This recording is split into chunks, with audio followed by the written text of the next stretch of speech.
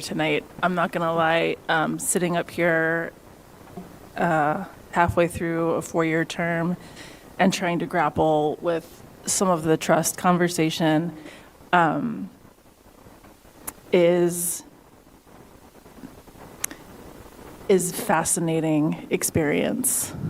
And I don't want to get too far into the weeds here, but I am grateful that you've voiced support for the data and the numbers that you have received from district staff. I think that is incredibly important, and I want to make sure that our staff hear that confidence coming from people who are not currently elected and serving, but who have chosen to undertake the financial learning curve that goes with understanding how schools in Colorado, particularly Jefferson County, are funded.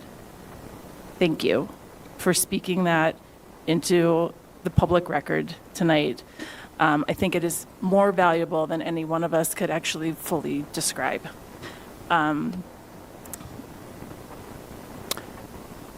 I hope we can continue to work on restoring and building trust. My struggle right now is with narratives that are informed by old, no longer functioning issues, circumstances that continue to be promulgated by people who are in positions of leadership or influence in this community. And I see that as one of the variables that is part of the headwinds that we need to address. It is my hope that some of those communities will start to understand the harm that they cause when they continue to uplift old narratives that are no longer current, that are not backed by the data that has been widely shared, at least in the last 2 years that I've been serving, because it has ended up harming not just our district staff, not just the people who are serving in the community, but our students ultimately when we come to conversation about increasing resources so that we can support them in achieving their dreams and their aspirations and getting the education that they deserve. It is something that I have struggled with understanding why there are voices in our community that continue to persist with basically self-harm in communication because it does not further what we say our stated goals and our values and our mission is as a school district.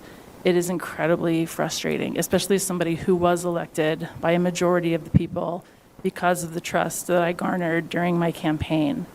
And I just want to name that difficulty for not just for myself, but for folks who have served in this capacity recently, and also for people who might consider in the future sitting in these chairs.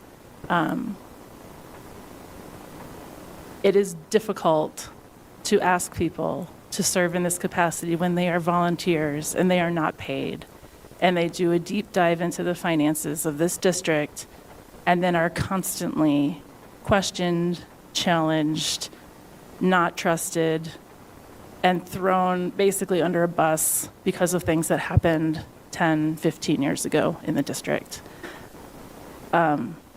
Some people may disagree with me, but I just feel like it's incredibly important to name that that is treatment that I have experienced in my short time in this role, and I don't think is helpful for our whole district and our whole community.